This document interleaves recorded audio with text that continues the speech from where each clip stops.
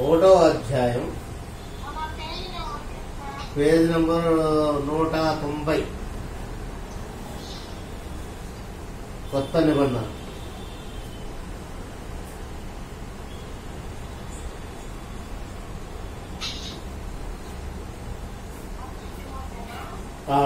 Timothy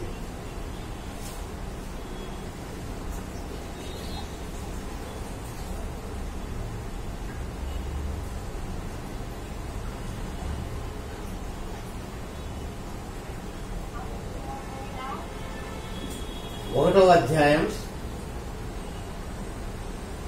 12 నుంచి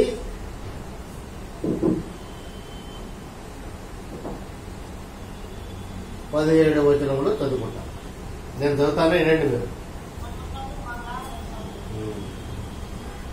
పూర్వము దూషకుడును హింసకుడును హానికరుడైన నన్ను తన పరిచర్యకు నియమించి నమ్మకమైన వారిగా ఎంచినందుకు నన్ను బలపరిచిన ప్రభువైన క్రీస్తు యేసుకు కృతజ్ఞుడై ఉన్నాను. తెలియక అవిశ్వాసం వల్ల చేతిని గనుక కనికరింపబడితని, మరియు మన ప్రభు యొక్క కృపయు క్రీస్తు యేసునున్న విశ్వాసమును ప్రేమయు అత్యధికముగా విస్తరించను. పాపులను రక్షించుటకు క్రీస్తు యేసు లోకమునకు వచ్చునను వాక్యము నమ్మదగినదియు పూర్ణాంగీకారమునకు యోగ్యమైనది ఉన్నది. అట్టి వారిలో నేను ప్రధానుడును. ఆయనను నిత్య జీవము నిమిత్తము తనను విశ్వసించబోవు వారికి నేను మాదిరిగా ఉండులాగున యేసుక్రీస్తు తన పూర్ణమైన దీర్ఘశాంతమును ఆ ప్రధాన పాపి అయిన సకల యుగములలో ప్రధాన పాపినైన నాయందు కనుపరుచున్నట్లు నేను కనికరింపబడితిని. సకల యుగములో రాజయ్యుండి అక్షయుడును అస్యుడునగు అద్వితీయ దేవుని ఘనతయు మహిమయు యుగ యుగములు కలుగునుగాక. ఆమేన్. చిన్న ప్రార్థన చేసుకుంటాం. మహాపరిశుద్ధుడైన పరలోకమున్న తండ్రి, మహోన్నతుడా, సర్వాధికారి, జీవము గల దేవ, జీవాధిపతి అయా, మరొకసారి ఉపవాస ప్రార్థన కూడికినంతమై కూడి సాలయ ఆరాధనను సూచించుటకు ధ్యానించుటకు ఇచ్చిన సమయాన్ని బట్టి మీకే వందనాలు స్తుతులైనా. అవును ప్రభా, మీ మందిరంలో ఎక్కువ శాంతికరంగా, ఆత్మీయంగా, పూర్ణ పట్టుదలతో, ఆసక్తితో ఉపవసించి ప్రార్థించిన వారిలో ఉండేందుకు మీకే వందనాలు స్తుతులైనా. వచ్చి ఆసక్తితో వచ్చి కూర్చుని మీ పాటలు పాడి వాక్యమని ప్రార్థించి వేడుకుంటూ మీరు ఇచ్చిన అవకాశాలను బట్టి మీకే వందనాలు స్తుతులు. వచ్చిన ప్రతి ఒక్కరిని పేరు పేరున ఆశీర్వదించండి. రాలేకపోయిన వారిని కూడా ఆశీర్వదించండి. వారి పనుల్లో ఉన్నప్పుడు వారి పనులతో మీరు సహాయం చేయండి. అలాగే ప్రతి విషయంలో మీరు ఇంతవరకు తోడేయండి. ఈ యొక్క సాలవారంలో ఉపవాస ప్రార్థన కూడుకుంటాయి. క్రమం తప్పకుండా మాకు ప్రార్థించి అలాగే మీ యొక్క ఘనత అలాగే మహిమ యుగములు కలిగేటట్టు ఈ యొక్క ప్రార్థనా మందిరం, ఈ యొక్క ఆరాధనా మందిరం మీకు ఉపయోగించినట్లుగా మలుచుకోండి. నజరేయుడైన యేసుక్రీస్తు అతి పరిశుద్ధ నామమున వేడుకుంటున్నాం తండ్రి. ఆమేన్. ఇక్కడ ముఖ్యంగా ఏంటంటే మనకు ఒక దృఢమైన నమ్మకం కావాలి. ప్రభువైన యేసుక్రీస్తు మనం దృఢమైన నమ్మకం కావాలి. మనం ఫస్ట్ ఎలా ఉన్నాము? పూర్వము దూషకుడును హింసకుడును హానికరుడైన నన్ను తన పరిచయకు నియమించి నమ్మకమైన వారిగా ఎంచినందుకు నన్ను బలపరిచిన మన ప్రభువైన క్రీస్తు యేసుకు కృతజ్ఞుడై ఉన్నారు.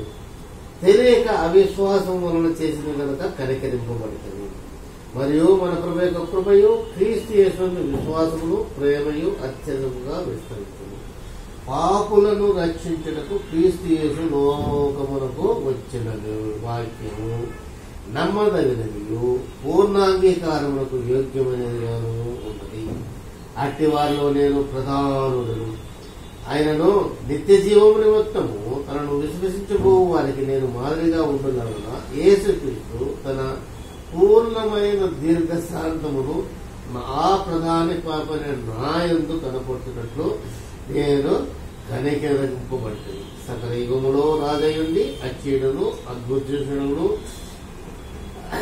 అద్వితీయ దేవునికి ఘనతయు మహిము యుగములు కలుగునుగాక. ఇక్కడ పౌలు తన గురించి తానే చెప్పుకుంటున్నాడు. ఏం చెప్పుకుంటున్నాడు? నేను పాపుల్లో ప్రధాన పాపినయ్యా. అటువంటి వాడిని నన్ను ప్రభువు కనికరించి నన్ను ఏం చేశాడు? రక్షించాడు. ఎందుకు రక్షించాడు? ఆయనను నిత్య జీవము నిమిత్తం. నిత్య జీవం ఇది మనం కలుసుకోవాలమ్మా. ఈ లోకంలో మనకు అనారోగ్య పరిస్థితులు రావచ్చు, ఎటువంటి అస్వస్థ ఆరోగ్యమైన రావచ్చు, అనారోగ్యమైన రావచ్చు, ఏమైనా రావచ్చు. కానీ మనకు మన గోల్ ఏంటి? నిత్య జీవము. మనం మరణించినా గానీ మరణించము. మనకు ప్రభు అయిన యేసుక్రీస్తు మరణించి ఎలాగా లేచినాడో ఆయన మీద మనం విశ్వాసం ఇచ్చినాం కాబట్టి మనకు నిత్య జీవము సత్యము. ఆయన ఎందుకు విశ్వసించి నమ్మి బాప్తిసం ఎందరైతే పొందలేదు ఈ లోకంలో వారికి నిత్య నరకము సత్యము. ఈ విషయాన్ని మనం గుర్తుపెట్టుకుని చూసినట్లయితే దేవుడు మనకు కొన్ని వాగ్దానాలు చేశాడు. ఏం వాగ్దానాలు చేశాడు? మనము మన పాపంలో ఒప్పుకొని ఎలా దేవుడు మనం ఏం చేస్తున్నాడు? కనికరించి క్షమించి నిత్య జీవమునకు వారసుడుగా చేస్తున్నాడు. ఇది పూర్ణాంగీకారము, యోగ్యమైనది, నమ్మదగినది. ఎందుకంటే ప్రభు అయిన యేసుక్రీస్తు 2024 సంవత్సరాల కిందట ఈ లోకములకు వచ్చి నీ కొరకు నా కొరకు ప్రాణాన్ని అర్పించినాడు. ఈ మార్గంలో తప్ప వేరే మార్గంలో నీకు నిత్య జీవం కలగదు. కానీ మన దేవుడైన ప్రభు యేసుక్రీస్తు మనకు స్వస్థత కావాలి. ఎందుకంటే మన శరీరం బలహీనమైనది, అనేకమైన రోగములతో కూడింది ఈ శరీరం. కొందరికి కళ్ళు లేవు, కొందరికి కాళ్ళు లేవు, కొందరికి నడుము లేదు, కొందరికి ఏం లేదు, ఆరోగ్యం లేదు, కొందరికి కిడ్నీలు లేవు, కొందరికి ఎన్నో ఉన్నాయి. కానీ మన దేవుడు నీకు నాకు ఈరోజు ఇచ్చే వాగ్దానాల గురించి కొంచెం మనం తెలుసుకుంటాం. నిర్గమకాండం 15వ అధ్యాయం 26వ వచనం. నిర్గమకాండం 15వ అధ్యాయం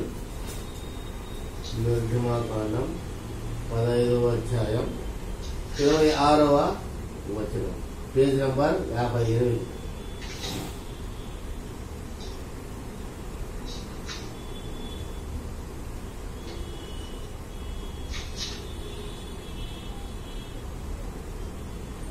చూసారా? 58వ పేజీ, పాత నిబంధన 15వ అధ్యాయం 15వ అధ్యాయం 26వ వచనం. నేను చదువుతాను.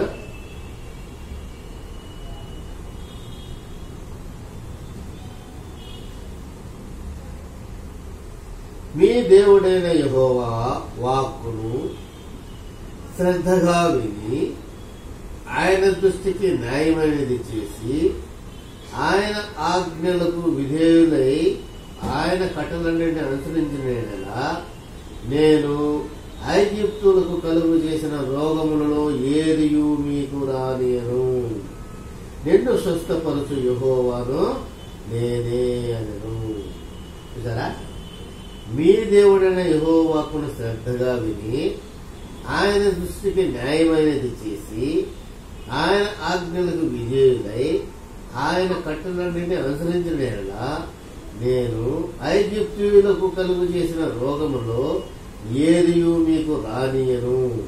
నిన్ను స్వస్థపరచు యెహోవాను నేనే. కాబట్టి దేవుడు మనకు వాగ్దానం ఇస్తున్నాడు, ఏ రోగము మీకు రానియనంట. ఎప్పుడు? మీ దేవుడైన యెహోవా వాక్కు శ్రద్ధగా విని ఆయన దృష్టికి న్యాయమైనది చేసి ఆయన ఆజ్ఞలకు విధేయులై ఆయన కట్టలను అనుసరించిన నేను ఐగుప్తులకు కలిగేసిన రోగంలో ఏది నీకు రానియను.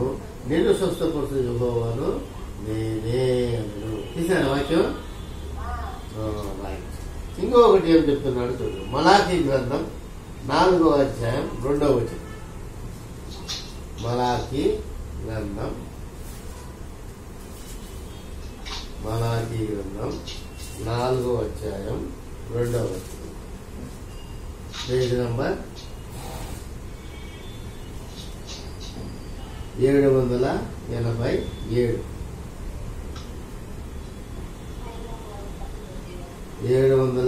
787 తీసారా? 4వ అధ్యాయం 2వ వచనం. అయితే నా నామమందు భయభక్తులు గలవారవు మీకు నీతిశూరుడు ఉదయించును, అతని రెక్కలు ఆరోగ్యం కలుగు చేయను గనుక మీరు బయలుదేరి క్రొవ్విన ధ్రువులను గంతులు వేయనట్లు గంతులు వేయరు. సరే, నా నామమందు భయభక్తులు గలవారవు మీకు నీతిశూరుడు ఉదయించును. నీతిశూరుడు అంటే ప్రభువైన యేసుక్రీస్తు.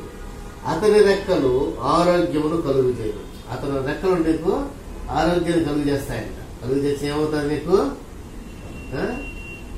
గంతులు, కొవ్విన దూడలు గంతులు వేయినట్లు గంతులు వేస్తాం. నీ నడుము నొప్పులు, కాళ్ళ నొప్పులు అన్ని పోతాయంట దేవుడు. ఎందుకంటే ఆయన నా ముందు భయభక్తులు గలవాడు కాబట్టి నీకు నీతిశూరుడు ఉదయిస్తాడు. అతని రెక్కల ఆరోగ్యం కలుగు చేస్తాడు కనుక బయలుదేరిన కొవ్విన దూడలు. కొవ్విన దూడలు అంటే ఆవు దూడలు ఎగులుతాయి కదా, పాలు తాగి చెంగుని ఎగులుతాయి కదా, అటువంటి శక్తి మనకి ఇస్తాడు దేవుడు. కాబట్టి దేవుని మీద నువ్వు భయభక్తులు కలిగి ఉండాలా. అలాగే ఇరిమియా గ్రంథంలో కూడా ఒక విషయం చెప్తున్నాడు దేవాదేవుడు ఈరోజు మనకు ఈ ఆరోగ్య విషయం గురించి. ఏం చెప్తున్నాడు? ఆరోగ్య విషయం గురించి ఇరిమియాలో కూడా ఒక విషయం చెప్తున్నాడు. 30వ అధ్యాయం 17వ వచనం.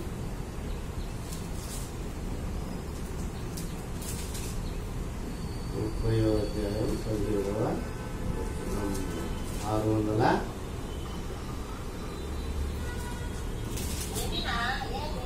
ఇర్మియా 630వ అధ్యాయం 17వ వచనము.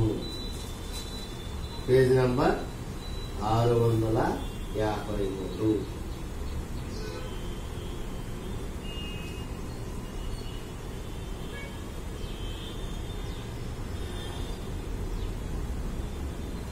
చదివేనా?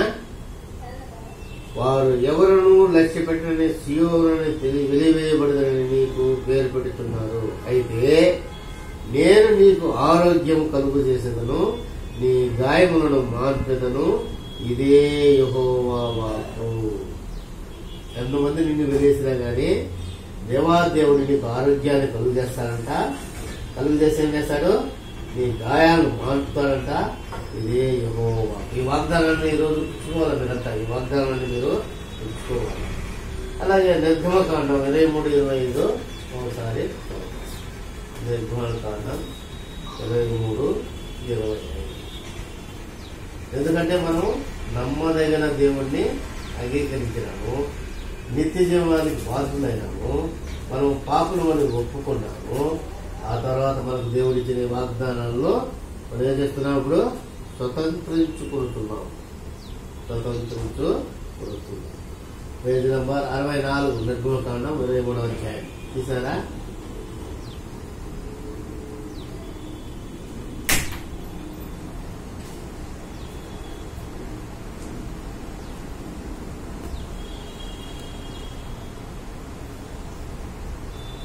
తీసారా? చెప్పాలి టక్కని తీసారా చెప్తే నేను చదివేస్తాను. నీ దేవుడైన యెహోవానే సేవింపవలెను, అప్పుడు ఆయన నీ ఆహారమును నీ పానమును దీవించు. నేను నీ మధ్య నుండి రోగము తొలగించెదను, కడుపు దిగుబడి దేశములో నీరు ఉండదు. నేను నీ మధ్య నుండి రోగమును తొలగించెదను. దేవాదేవుడు ఏం వాగ్దానిస్తాడు? నేను నీ మధ్య నుండి రోగాన్ని తొలగిస్తాను. నీ మధ్య నుండి రోగాన్ని తొలగిస్తాను. అలాగే యెషయా గ్రంథంలో చూసినట్లయితే 58:8 ఒకసారి చదువుతాం. యెషయా గ్రంథం 58:8. యెషయా గ్రంథం 58:8. Page number 618.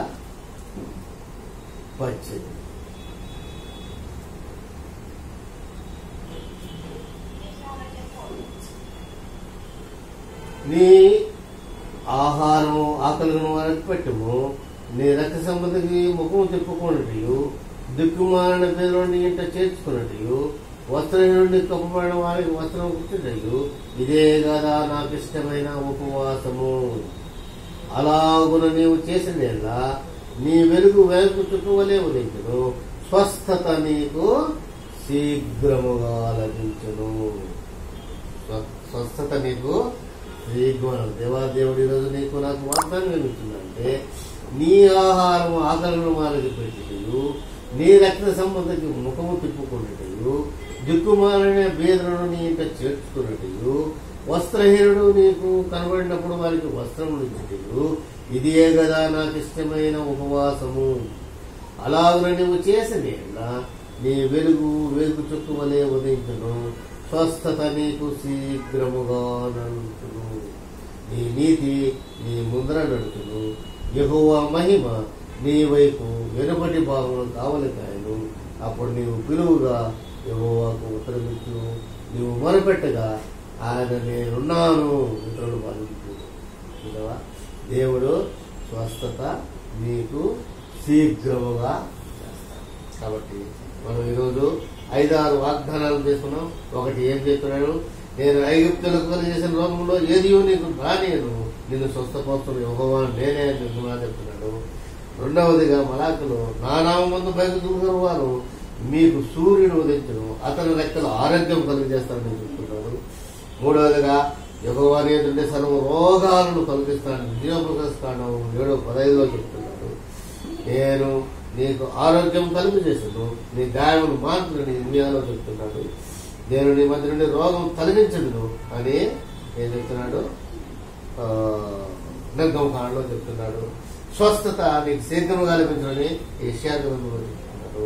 నేను దానికి ఆరోగ్యమును స్వస్థతను మళ్ళా రప్పించుతున్నాను, వారిని స్వస్థపడుతున్నాను ఇండియాలో. కాబట్టి మనము ఆయన గాయపడిన దాన్ని కట్టుకొట్టును, దుర్బలముగా ఉన్న దాన్ని బలపరచును, విశ్వాస సహితమైన ప్రార్థన రోగిని స్వస్థపడుతున్నాడు. కాబట్టి ఇటువంటి వాగ్దానం చూసినప్పుడు మనం దృఢంగా ఆయన వల్ల విశ్వాసం ఉంచాలి. అదే చెప్తున్నాడు తిమోతిలో. ఏం చెప్తున్నాడు, దృఢమైన విశ్వాసం ఉన్నట్లయితే నువ్వు ఈ స్వస్థత ఆ యొక్క వాగ్దానాలన్నీ స్వాధీనపరుచుకుంటావు. ఏం చెప్తున్నాడు, మన తిమోతి గ్రంథంలో 1వ పత్రికలో మనం ఒకసారి రండి, ముగిస్తాను తొందరగా, ప్రార్థన చేసుకుని వెళ్ళిపోతాడు. ఏం చెప్తున్నాడు, పాపులను రక్షించుటకు క్రీస్తు యేసు లోకముకు వచ్చెను, వాక్యం నమ్మదగినది, పూర్ణాంగీకారమును యోగ్యమైనది అన్నది, అట్టి వారిలో నేను ప్రధానుడను, ఆయనను నిత్య జీవము నిమిత్తము తనను విశ్వసించుకో వారికి నేను మాదిరిగా ఉండునగన యేసు క్రీస్తు తన పూర్ణమైన దీర్ఘశాంతము ఆ ప్రధాన పాపని నా యొక్క కనుకున్నట్లు నేను కనుగొనబడుతుంది. సకల యుగంలో రాజయుడు, అక్షయుడు, అదృశ్యుడును, అద్వితీయ దేవుడి కూడి ఘనతయు మహిమయు యుగములు కలుగునుగాక. ఆమేన్. దేవుడి వాక్యము దీవించి ఆశీర్వదించునుగాక. మా పరిశుద్ధ పరలోకము తండ్రి, మహోన్నతుడా, తల్లిదమ్మా, అలాగే ఇద్దరు వచ్చి మీ యొక్క మందిరంలో ఉపవాస ప్రార్థన కూడి నిమిత్తమై ప్రతి నామం కూడి ఉన్నారు.